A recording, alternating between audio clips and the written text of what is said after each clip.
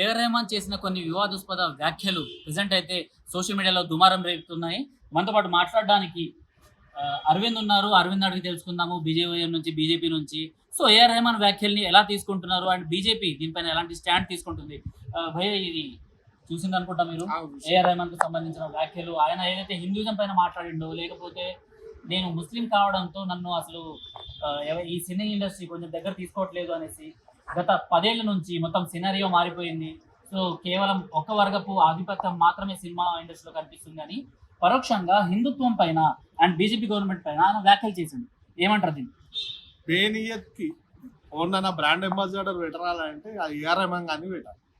నేను గాన్ని అని ఎందుకు అంటున్నా అంటే బచ్పన నుంచి ఏఆర్ రెహమాన్ సినిమాలు ప్రేమికుడు కానీ, భారతీయుడు కానీ, రోజా కానీ ఆ పాటలు అనేటివి క్లాసికల్ సాంగ్స్గా మన హిందువులే దాన్ని మనం చూసి ఎంకరేజ్ చేసినందుకు ఆయనకి నేషనల్ లెవెల్గా వరల్డ్లో బెస్ట్ సాంగ్స్లో రోజా ఫిలింకి సంబంధించిన ఒక సాంగ్ ఉంది. అంటే మేము అంతా ఎంకరేజ్ చేయండి, నీకు అంత పేరు గుర్తింపు వస్తారా? నీకు ఆస్కార్ అవార్డు ఓన్ పుణ్యాన్ని వచ్చిందిరా? హిందువులు మన ఇండియన్సే కదా నీకు ఎంకరేజ్ చేసినందుకు నీకు ఆస్కార్ అవార్డు వరకు పోయినావు. ఇంత బేనియత్గా అన్నా అంటే భారతీయ జనతా పార్టీ రాగానే చెప్పిరా ఏఆర్ రెహమాన్ గారిని ఆపూర్వి వీరోనికి నీ దగ్గరికి మ్యూజిక్ కొట్టించుకొని రావాలంటే వస్తే చెన్నైకి రా, లేకపోతే దుబాయ్కి రా, తప్ప నువ్వు వేరే దగ్గరికి రావు. నువ్వు ఈయన వండి కొడతా అంటావు. ఇవాళ రేపు ఉంటుంది రాబోయే అంత తీరిక. నీకంటే ఎక్సే కళాకారులు ఉన్నారు. మళ్ళీ మా కోటి సాబే కదా, రాజ్కోటి గారి దగ్గర శిక్షణ పొంది మళ్ళీ ఆయనకి కూడా నువ్వు గురువుకి శిష్యరికం నియర్ చూపించుకోలే. ఆయన కూడా ఎన్నోసార్లు బాధపడ్డాడు. అరే నేను ఎంకరేజ్ చేసిన నాకేడు మూతాబారి చూపిస్తుండు అని చెప్పిన సందర్భాలు చాలా ఉన్నాయి. చావా సినిమా వచ్చింది, అలా మ్యూజిక్ ఈయనకే ఇచ్చారు కదా. మళ్ళీ దాన్ని ఏమంటారు చక్రి మళ్ళీ రామ్ చరణ్ ఒక సినిమా వచ్చింది, దాంట్లో పోయి ఒక సినిమాకి ఇచ్చారు. మళ్ళీ ఆ పాట ఎంతమంది పెడుతురు ఆడుతురు. ఒక మ్యూజిషియన్ గా, ఒక కంపోజర్ గా చావా సినిమా గురించి కూడా ఆయన మాట్లాడాడు. అంటే చావాలో ఏదైతే సుభాన్ అల్లా అనేసి, మాషా అల్లా అనేసి, లేకపోతే విలన్స్ వచ్చేటప్పుడు ఇప్పుడు అందులో అరబ్బులు అండ్ వాళ్ళు ఉన్నారు కాబట్టి వాళ్ళే విలన్స్ అక్కడ చావా సినిమాలో. సో ఆ విలన్స్ వాళ్ళు వచ్చేటప్పుడు బ్యాక్గ్రౌండ్ లో ఏదైతే బీజిఎం ఉంటుందో అది సుభాన్ అల్లా అనేసి రావడము, ఇవన్నీ తనకు నచ్చలేదు, ఆయన కూడా కొట్టినా అనేసి చెప్తుంది. మరి అలా తుర్కోడు ఉన్నారు. ఇప్పుడు ఆ చావా సినిమాలో అంతా ఊరైతే ఔరంగజేబ్ లా అంతా ఊరు తురుకోలే కదా. ఆడు సుభానల్లా మాషాల్లా అనకుండా చేసినామంటాడు. అలా మతం ఏంది? అలా మతం ఇస్లామిక్ మెంటాలిటీ, ఇస్లామిక్ ని మొత్తం దేశవ్యాప్తంగా వ్యాప్తి చేయాలని దాంతో వచ్చినోడు. మళ్ళీ అదే బ్యాక్గ్రౌండ్ లో అదే పెడతారు. అంతేగాని ఆడ వస్తే చేసిరామంటారా? ఇప్పుడు నేనున్నా, ఇప్పుడు హిందూ సింబాలు ఉన్నాయి కొన్ని. ఇప్పుడు రామ్ చరణ్ గారిది ఒకటి ఉంది, ఏది RRR ఎన్టీఆర్ గారు. అందులో ఒక ఆయన కుమరం భీమ్, ఇంకొకటి రాముంది అల్లుడు సీతారామరాజుది రామున్ స్టైల్లో చూపించు. బ్యాక్గ్రౌండ్ లో ఏం పెట్టిండు? బొంద పెట్టిండా, మసీద్ పెట్టిండా? రాముందే పెట్టిండు. అదే సాపుతుంది. తురుకోడు వస్తే తురుకొంది పెడతారు, హిందువులు పెడతారు. అయితే యేసు ప్రభు బిడ్డలను వచ్చినప్పుడు సీన్ కి తగ్గట్టు యేసు ప్రభుని పెడతారు. ఇప్పుడు ఆయన ఉంది చూడు ఒక సినిమా, మన ఆయన చాలా ఫేమస్ హీరో, అలోలుయా బుష్ అంటాడు ఆయన. ఎందుకు ఆ సీన్ కి చర్చిలు డిమాండ్ చేసినట్టు దాని దగ్గర పెడతారు. కానీ సుబానాల్లో పెట్టదు అంటే మరి ఏం పెడతాం రా? మీరే పొద్దులు చేస్తే 5 సార్లు నోరుతారు. 5 గంటలకు ఒకటి లేపుతాడు, మధ్యాహ్నం 1 గంటకు ఒకటి, సాయంత్రం రాత్రి వరకు సుబానాల్లో మీరే కొడతారు. సినిమాల్లో పెడితే తప్ప. సర్కానిపోయింది, సినిమాల ఆఫర్లు వస్తారు, వచ్చిన వాళ్ళకి సరిగా కొడుతుండు. ఏదో అడపా వస్తున్నాయి ఆయనకి యాటిట్యూడ్ వల్ల. అందుకే మొన్న ఇక అనొద్దు వ్యక్తిగతంగా, ఈయన పిచ్చి లెక్కలకి వాళ్ళ భార్య మొన్న వదిలేసి వెళ్ళిపోయింది.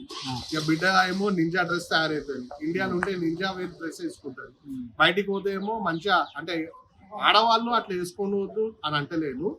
వీళ్ళు ఏం చేస్తారంటే మతం పేరుతోని గరీబ్ ముసల్మాన్లో ఏమో హిజాబ్ వేసుకోమంటారు. మన ఇలా బిడ్డ ఏమో బయటకు పోతే వెస్టర్న్ అవుట్ఫిట్స్ వేస్తావు. నువ్వు గరీబులకేమో నువ్వు వస్త్రాధారణ రిస్ట్రిక్షన్స్ పెడుతుంది. మళ్ళీ నీ బిడ్డ బయటకు పోతే ఇష్టం ఉన్నట్టు వేస్తుంది. ఫస్ట్ నీ బిడ్డకి నీ ఇంట్లోకి నేర్పిరా. నువ్వు పోయినావు, మధ్యలో పోయినావు కదా. మళ్ళీ ఇంకొకటి, ఈయన చేసిన అతిపెద్ద తప్పు ఏంటంటే పవిత్రమైన అయ్యప్ప మాలలు ఉన్నాడు రామ్ చరణ్ హీరో. నువ్వు నేను నీ సినిమాకి మ్యూజిక్ కొట్టినారా పోయి జర నువ్వు మా దర్గా కాడ ఆడ పొందకాడ వచ్చి మొక్కుకో అని చెప్పి ఆయన అంటే నన్ను పట్టుకోడు. అది అవమానం మన మనోభావాలు దెబ్బతీసేది. ఈ ఏఆర్ రెహమాన్. రైట్.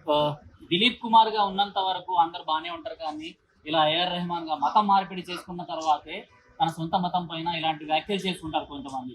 దీనిపైన ఏమంటారు? అని అట్లా ఏం లేదన్న. ఆయన 20 ఏళ్ళ కిందట మతం మారిండు. మతం మారిన తర్వాత చాలా సినిమాలు వచ్చినాయి, మస్తు ఎంకరేజ్ చేసినాం. నేను మహేష్ బాబు ఫ్యాన్. మా మహేష్ బాబు సినిమాకి, నాని సినిమాకి ఆయననే మ్యూజిక్ కొట్టిండు. ఇప్పటికీ నేను 2-3 సార్లు డైలీ ఏఆర్ రెహమాన్ పాటలు వింటాను. మంచి పాటలు ఉంటాయి, మంచి మ్యూజిక్ ఉంటుంది. ఎందుకన్నా లేని పని. ఇప్పుడు హిందుస్థాన్ లా తుర్కోళ్ళకి ఏడుందనా సినిమాలు చూసే టైం? అలా పొద్దులు చేస్తే పంచర్ దుకాణాల కాడ, అటిపండ్ల దుకాణాల కాడ, ఆడిగడ కూరగాయల దుకాణాల కాడ చూస్తారు. పమ్మాలు ఏడ చూస్తారు? మా వాళ్ళే చూసి. ఇప్పుడు సంక్రాంతికి చూడు 3,000 రూపాయలు టికెట్ పెట్టారు. తుర్కోలు కొన్నారా? మనోలే కొన్నారు. మనోళ్ళు ఎంకరేజ్ చేస్తారు. ఆ మనోళ్ళతో కూడా పైసలు వస్తున్నాయి. ఇప్పుడు నేను 2 షోలకు పోయినా. ఏఆర్ రెహమాన్ గచ్చిబౌలి స్టేడియంలో పెట్టిండు. నేను తెలుగుని, తెలంగాణ బిడ్డని. నా తెలుగుకి సంబంధించిన ఒక్క పాట పాడలేడన్న. పక్కనున్న చిన్న సింగర్లతో వాడిపించి నా తెలుగు భాషని అవమానపరిచిండు ఏఆర్ రెహమాన్. పుట్టి తమిళ్దే వాడిండు. మళ్ళీ అప్పుడు మేము ఏమన్నా అన్నామా? ఒక్కడన్నా ఏమన్నా వెల్కమ్ చేసిండు. అంటే నువ్వు ఒక మంచి మ్యూజిక్ డైరెక్టర్ బై అని. ఇస్లాంలో మ్యూజిక్ అన్నది హరాం ఉంటుంది, కానీ ఇక్కడ మ్యూజిక్ కంపోజర్ మాత్రం నేను అరబిక్ అండ్ ఏదైతే హిందీ ఉందో 1980s 60s కి సంబంధించిన పాటలు అవన్నీ కూడా ఉర్దూ షాయరీ నుంచి వచ్చినాయి అనేసి అంటున్నారు. మరి ఉర్దూకి అండ్ ఈ మ్యూజిక్ కి, ఇస్లాంకి మ్యూజిక్ కి సంబంధమే ఉంటుంది. వీళ్ళు ఏం చేస్తారంటే సార్, మన వాళ్ళకి రోజు రోటీ దొరికినప్పుడేమో ఇస్లామీ ప్రిన్సిపల్స్ ఏం పాలించరు. ఓడైతే ఇస్లామిక్ మెంటాలిటీ ఎదురబ్బాయి అని ఇట్లా చేస్తారని చెప్తే అప్పుడు ఇలా మా ఇస్లాంలు అంటుంది, అయ్యా మా ఇస్లాంలు అంటుందని లాభోద్దీపం ఒత్తుకుంటారు. మీకు ఇప్పుడే చెప్పిన ఫస్ట్ ఆయన ఇంటినే చక్కగా చూసుకోలేడు కానీ ఆయన మందికి నీతులు చెప్తాడు అన్నట్టు. ఏఆర్ రెహమాన్ కూడా అదే బాపతికి చెందినాడు. అంత సీరియస్గా తీసుకునే అవసరం లేదు. ఎందుకంటే దుకాణం బంద్ అయిపోయింది మన ఉంది. మంచి ఇప్పుడు ఆయనకు బాధ ఏంటంటే అనిరుద్ధ్ అనే ఒక మ్యూజిక్ డైరెక్టర్ తమిళనాడు నుంచి, అదే రాష్ట్రం నుంచి నేషనల్ వైడ్ ఫిగర్ అయ్యిండు. షారూఖ్ ఖాన్ సినిమా కొట్టిండు. ఇంకా ఇప్పుడు సల్మాన్ ఖాన్ది, ఇంకా దాని రణబీర్ కపూర్ 2-3 సినిమాలు ఒప్పుకుండు. అరే ఈ నా దుకాణం బంద్ చేస్తుండు, ఇప్పుడు నేను ఏం చేయాలి? ఇక్కడ తుర్కోన్ కాడ వాడితే నాకేమన్నా ఫేము. ఇక బాలీవుడ్ ఉంటారు కదా కొంచెం ఉర్దూవుడ్ గ్యాంగ్, వాళ్ళు మాకు ఎంకరేజ్ చేస్తారనే దాంతోనే ఈ టాపిక్ అనేది తీసిండు. భారతీయ జనతా పార్టీ ప్రభుత్వం రాగానే అసలైన టాలెంట్ని ఎంకరేజ్ చేసుకుంటా ఎంతో మంది, మీరు నేషనల్ అవార్డ్స్ చూడండి, చిన్న పిల్లలకి వాళ్ళ టాలెంట్కి తగ్గట్టు అవార్డ్స్ ఇచ్చారు. బలగం సినిమాకి ఇచ్చిందానా మన తెలంగాణ అస్తిత్వం? బలగం సినిమాకి దానికి ఇప్పించారు.